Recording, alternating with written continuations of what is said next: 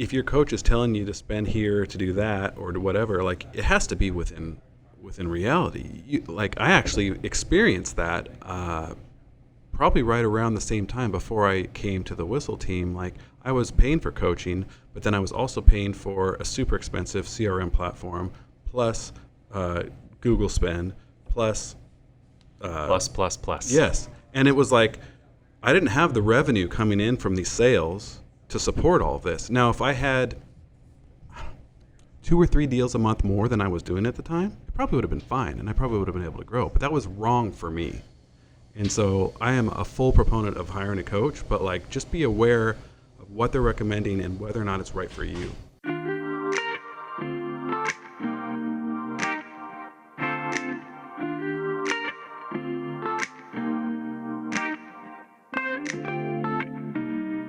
Welcome to the Whissel Way Podcast. My name is Kyle Whissel, your host with Whissel Realty Group and eXp Realty. And I'm JC Agajanian, associate broker with the Whissel Group and eXp Realty. Cool. The goal of this show is to give you the tools, techniques, and tactics to go out and crush it in your business. The way that we like to do that is to answer the questions that you have for us. If you ever have a question you want to have answered on the show, you can always go to thewhisselway.com. You can ask us questions on there, join our email newsletter, our referral network, subscribe to the podcast, the YouTube channel, join our Facebook group. We share a lot of insider stuff in there.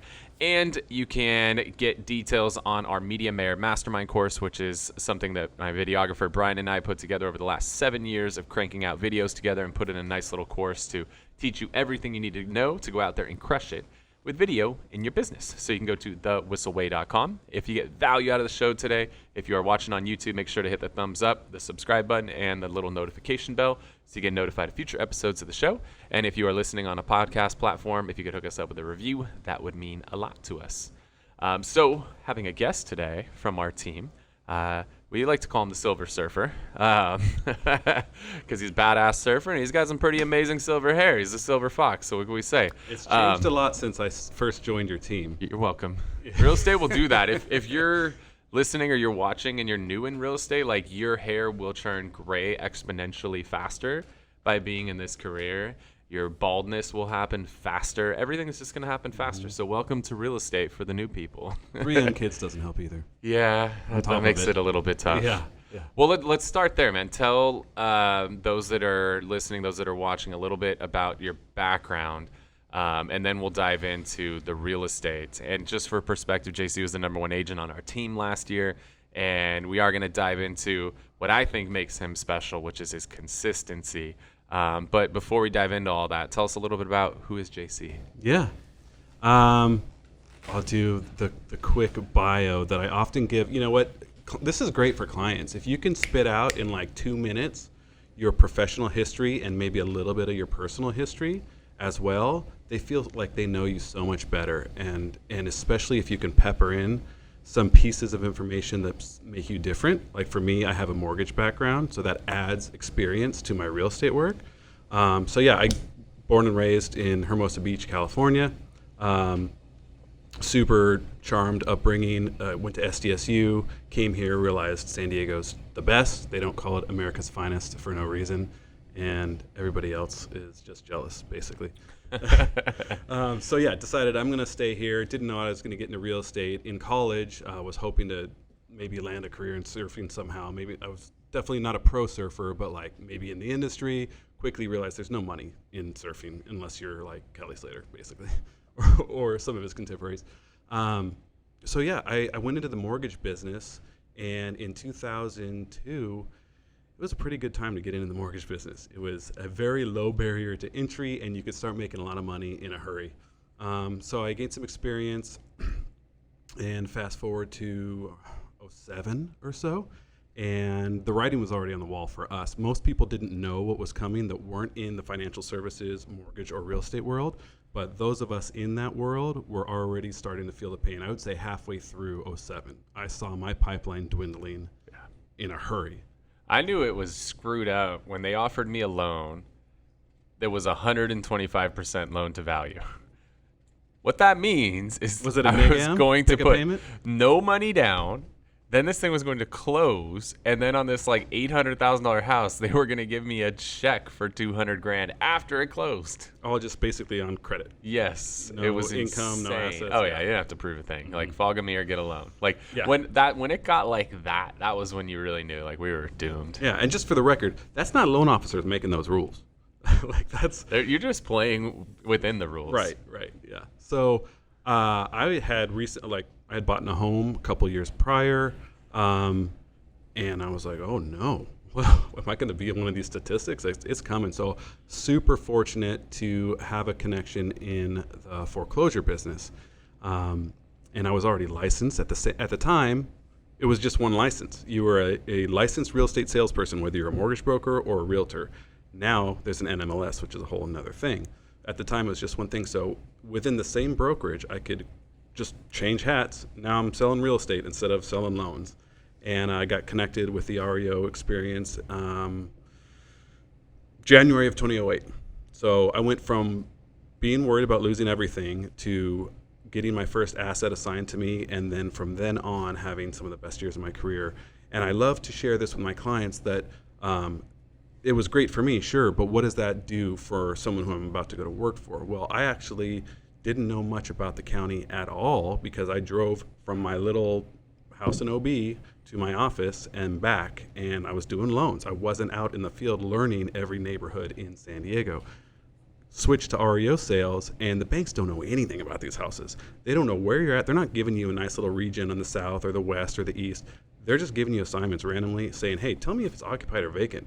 Do we have to kick somebody out? Do we need to break down the door and change the locks? They don't know anything. So basically, I learned the entire county, neighborhood-wise. I learned property management, which I didn't have before. They asked us to get all utilities turned on, schedule rekeys, any repairs, do it all, pay for it, and then seek reimbursement if it's big enough, right? That was like the job.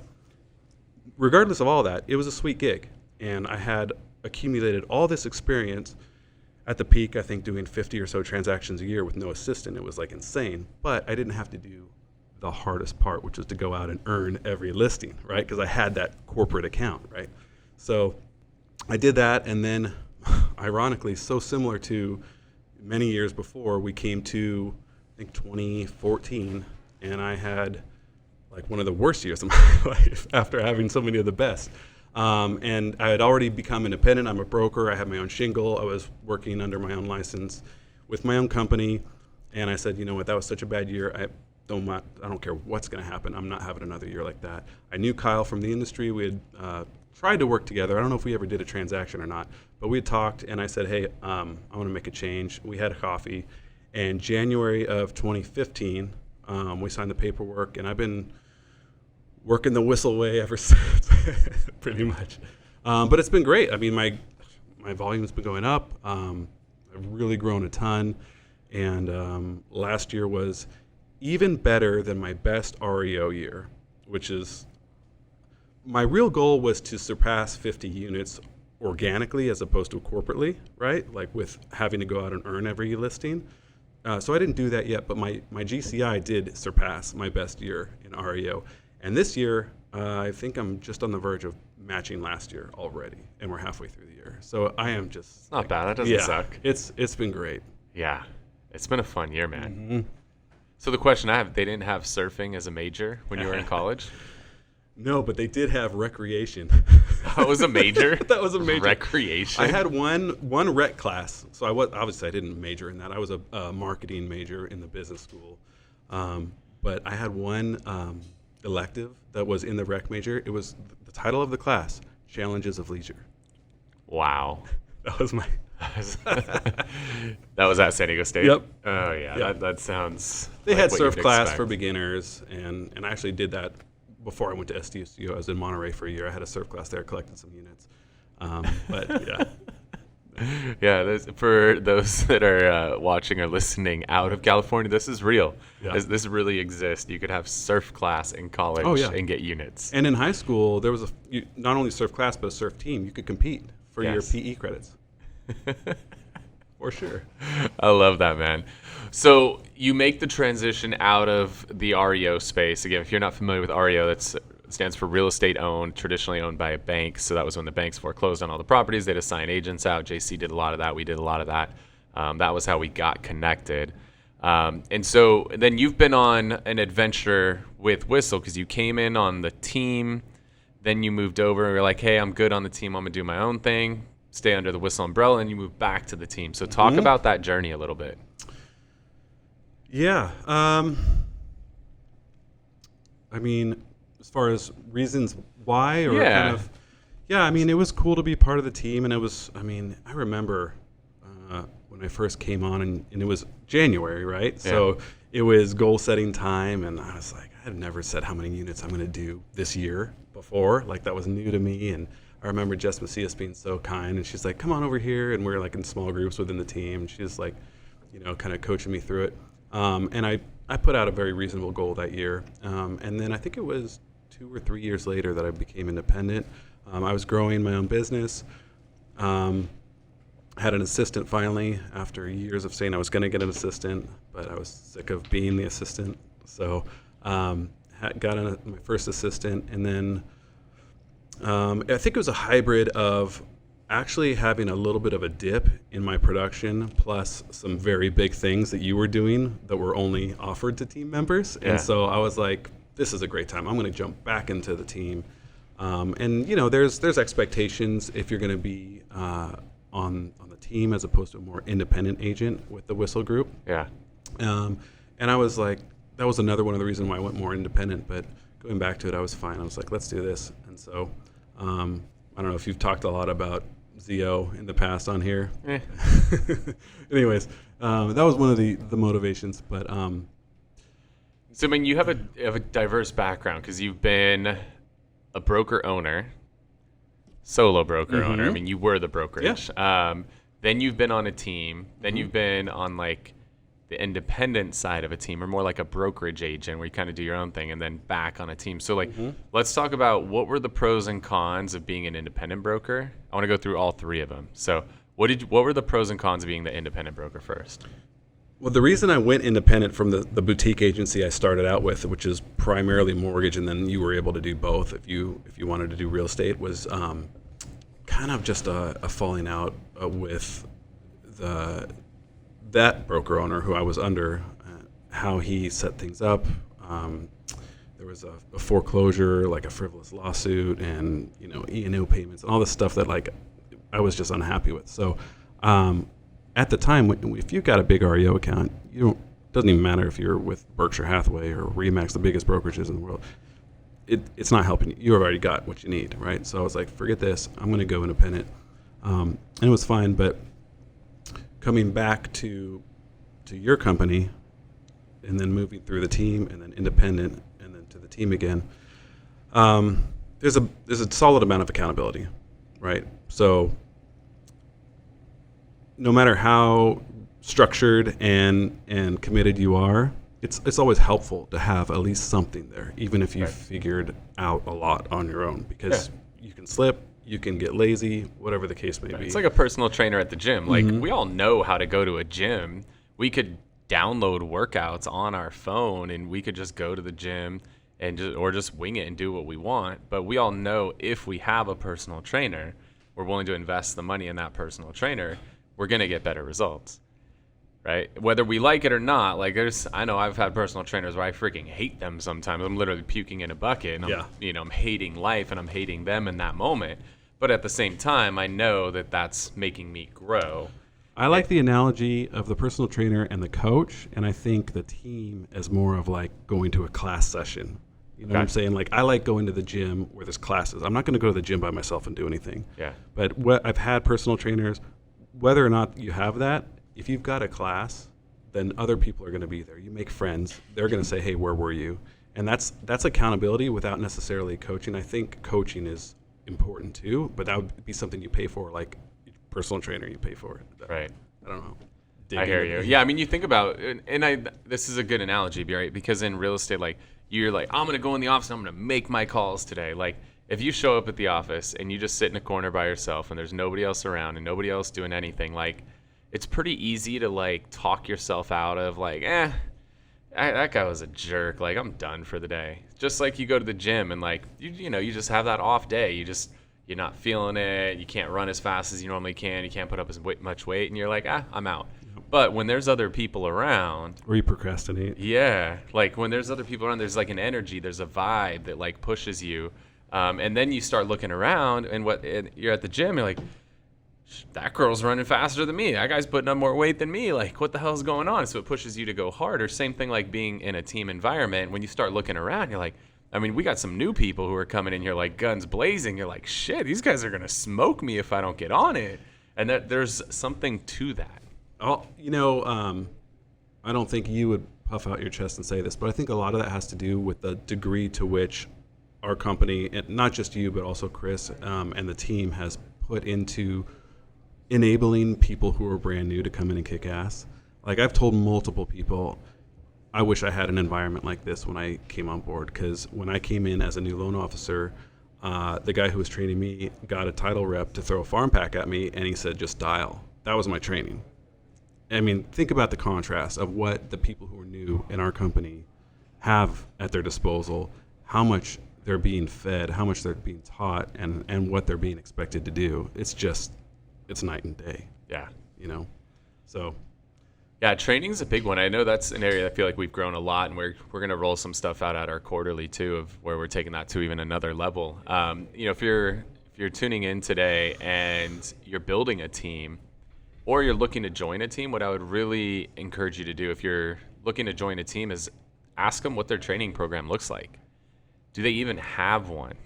We were on one of our masterminds earlier today, and somebody was very vulnerable and just admitted, like, hey, I want to bring these agents on, but I don't even know what to do with them. Well, that's a huge mistake a lot of people do is like they get so busy. They're like, well, shit, I can't handle all this business. I need help. So they bring on agents, but there's literally no training plan. There's no program, nothing to follow. And the agent boomerangs, right? They get in and they go right back out again because they're not successful. They have no idea what the hell they're doing. So if you're looking to join a team, like make sure to ask about that. Like, tell me about the training program. What does the ramp up look like? And then what does the ongoing look like? And if you're a team leader, you better be able to answer those questions. Right. Because if you don't have a program in place, why should somebody join you?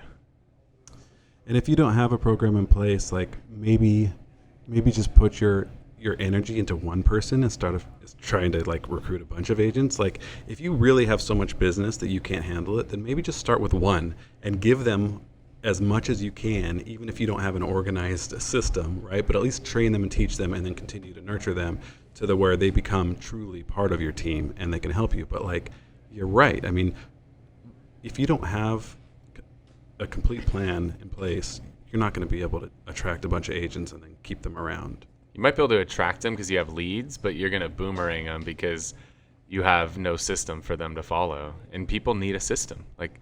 We're run our business on something called EOS. We needed a system to run our business on badly. And as soon as we put a system in, we thrive. But when we're left to our own devices to figure this stuff out, it's like, good luck. It's freaking tough. So that would just be a big one. Is I encourage you to do that, and I encourage you to do that with everything in your business too. Like, don't go to a conference, because conferences are coming back super strong right now. Don't go to a conference, see somebody on stage. It's like, oh yeah, I'm crushing it with Zillow leads, and then get home, be like, all right, I got to get Zillow leads. Like, maybe you should figure out what the hell you're going to do with those Zillow leads before you go get those Zillow leads. Because if you don't have a process for what to do with them, you're going to just throw your money away. And then you're going to be like, oh, Zillow leads suck. Like, do the leads suck or do you suck? Because you don't have a process for what to do with them. Or the huge thing, like, I am super proponent of hiring a coach. But if your coach is telling you to spend here to do that or to whatever, like, it has to be within reality. I actually experienced that probably right around the same time before I came to the Whissel team. Like, I was paying for coaching, but then I was also paying for a super expensive CRM platform, plus Google spend, plus.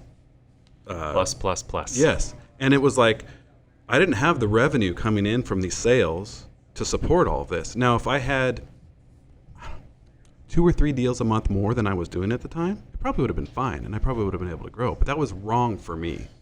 And so I am a full proponent of hiring a coach, but like, just be aware of what they're recommending and whether or not it's right for you is what I would say.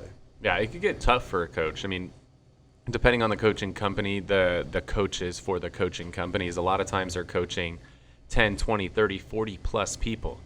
And I know I don't have the capacity to do that. That's just not my DNA to coach that many people individually. I'm great. Put me in a group environment, I'm fantastic. But if I got to remember 40 different people and I got to understand, I don't know how you could do it, right? Like, how do I understand you, your budget, your experience, and then talk to Thomas and understand his, and then talk to Deanne and understand hers, and then talk to Sam and understand hers? Like, how the hell to not just be like, all right, guys, well, here's what's hot right now. You should all do it. Because unfortunately, that's what happens a lot of times, right. Is the coach is like, they get off a coaching call with one person, and that one person's like, oh my gosh, we just invested in XYZ. And what does that coach do? Gets on the call with his next line. Hey, I just got a hot tip. XYZ, got to get on it. XYZ, got to get on it. And they start telling everybody about XYZ. And the thing is, XYZ is working for a lot of people. Yeah. But it's not necessarily right for everybody. Right. So, yeah, just be conscious of that. And if you're going to go invest in XYZ, like, fully invest. Not just financially, but invest with building a freaking process for what to do with it. Because I think that's the area I know that we're stepping up the most in, is making sure that there's processes around every single thing that we do. And if, there's fail safes in place. So if an agent's not on top of things, we've got people following in the background to support them. Like, just be conscious of that before you go spend a ton of money on anything or go hire anybody. Yeah. So before we wrap, I want to get like one or two big tips, right? You've now been in the business over 10 years, lasted over $400,000 in GCI. Like, what would one or two tips be for those that are tuned in right now? Gosh. Well, what you hinted at in the very beginning is a huge one. It's consistency. Just like getting up in the morning and doing something, even if you don't feel like it. Go for a walk or a jog if you're not going to hit the gym hard. Like, you have to be there every day. You have to make your calls. You have to keep up on your to-dos. Like, being consistent, treating it like a job. So many people get into real estate thinking, I can write my own hours, and oh man, look how much money you can make on one commission. That'll last me half the year. And it's like, yeah, maybe now and maybe before cuts, but like, that's not probably going to be what your take home. You're not thinking about taxes. You're not thinking about your business expenses. Like, there's all this stuff involved. So you have to be consistent in your prospecting, because whatever you're doing right now is what's going to reflect how your bank account looks like 3, 4, or 5 months from now. The length of this pipeline that we're in, I feel like has grown longer and longer over the years. It takes so long from introduction to paycheck these days in this industry. And if you're not consistently filling one end of the pipe, you're not going to get anything out the other side. So I think that's the hugest thing, is just to be constantly working as if you've got 0 escrows, 0 prospects, nothing going on, and you have to like starve to get them in this way, because if you keep doing that, eventually this is going to look nice on this side. Right. And it gets easier and easier because you fill your pipeline more and more. Mm-hmm. As soon as you stop, then the pipeline empties itself out. Now you got to refill it, which is one of the biggest mistakes real estate agents make, is you start with nothing in the pipeline. So you work your ass off to get something in the pipeline. And as soon as you get something in the pipeline, then you stop working, and then you just babysit whatever that one deal is in the pipeline. So that's where being on a team, I think, is so huge, especially if somebody's new, is be on a team where there's people supporting that pipeline for you, so you don't have to babysit it. Like, a good team is going to have people in place to help you babysit it, so that you can go work more and create more business and put more in that pipeline. Yeah, absolutely. I mean, that's why we have transaction coordinators, right? And if you've gotten to the point, that's why you have an assistant to help you, is because people outside of this industry have no idea how much we're doing, right? So I'll sit down with sellers and I'll explain like all the stuff that we do, and I'm saying, I don't know how the onesie, twosie agents are running around with their chickens like chickens with their head cut off, doing all the work and I explain all these different people are doing this work for us. Yeah, well, the simple answer is they're not. Yeah. They're not. You got one more before we wrap for the day? One more big piece of advice? Are we at widget time or something different? Not yet. Okay, another piece of advice. He's eager for his widget. You're going to have to stay till the end to hear it, though. That's a good one. But another good piece of advice is just love on your clients, because the better you do taking care of your clients, you're going to get By the way, it's been about 19 years, more than 10 that I've been doing this. But I said it more than 10. I'm not trying to date you, bro. It's all good. The hair does that for me. But the better you do to take care of those people, you get 3, 4, 5, 6 years down the road, and all of a sudden, you're still prospecting like you have no money coming in, right? You're still grinding every day, but now things will just fall in your lap once in a while. The better you do taking care of those people, the better those repeat clients will come back. The person that you helped buy that $400,000 starter place, now it's worth $650, and it's a listing that just says, "Come list me." You don't have to compete with other agents. And then guess what happens when they sell the $650 is they go buy the $1 million. That's right. Yeah. So love on your clients. We have great tools. I might switch my widget now talking about this. No. But yeah, love on your clients. We've had some great things that Kyle has actually put together. In addition to basic programs that we run, is quarterly events to just say thank you. And Kyle spends a crap load of money, and we throw great parties. We feed them, we give them things, and it's like, hey, no, we don't want anything. It's just here. Come on out, hang out, have fun. Find something for your family to do. People love that. Let alone gifts and notes and anniversaries and all the other things. Back to systems, right? You have to systemize it all. So those are the two things: consistency, loving your clients. Cool. Well, hopefully you guys got some value out of that. JC's going to share his widget of the week. I'll share mine as well. But before we do, if you're getting value out of the show today, make sure if you're listening on a podcast platform, hook us up with a review on there. If you're watching on YouTube, hit the little thumbs up button. Let YouTube know that you're enjoying us. Also hit the subscribe button with the little notification bell as well, so you get notified of future episodes of the show. If you have a question you want to have us answer on a future episode of the show, you can always go to thewhisselway.com. You can ask us questions on there, join our referral network, our Facebook group, our email newsletter, and you can subscribe to the podcast and the YouTube channel while you are there. Lastly, you can find out about our Media Mayor Mastermind event, which is a course taking 7 years of video experience, putting it into a course to help you shortcut your learning curve so you can go crush it in video. So you can go to thewhisselway.com. With that said, we're going to wrap up by talking about our widget of the week. These are simple little things that we use in our business to either save us time, make us more money, or just help us have more fun. What do you got, dude? I'm going to go with 2 for now, because now I'm thinking for our last piece of info in that conversation. So the first thing is High Note, right? This is actually something Kyle introduced to me and to the rest of the team. It's a brilliant little piece of software that makes it super quick and easy to make mini customizable web pages, basically, and you make a link and you can share that information. And what you can put on these pages is video about yourself, a quick hello if you're using BombBomb. You can put PDFs, you can put links to other sites, and it's neatly organized so you can either use it as a pre-listing bomb, you can use it as a follow-up, you can use it as an offer link. I just received an offer from one of our coworkers on one of my listings, and he put a High Note link, and I looked at it and I was like, I've never received an offer via High Note. I know I use the High Note, but I've never received it that way, and I was like, oh, this is pretty cool. So High Note's one of them for sure, and Client Giant is one of the things that we use to love on our clients. It's pretty plug and play. It removes a lot of the thought and effort into staying top of mind with those people that you appreciate throughout the year, and it sends them little things quarterly, and there's other programs you can do too. So those are my 2 widgets. Cool. Yeah, if you guys want to get connected on either of those, just shoot me a DM on Instagram at Kyle Whissel, and I'll get you synced up with both of those companies. Mine is a very, very simple one today, but it's something that saves us a lot of time, especially with lockboxes. I don't know how it is in your market, but in our market, agents are idiots.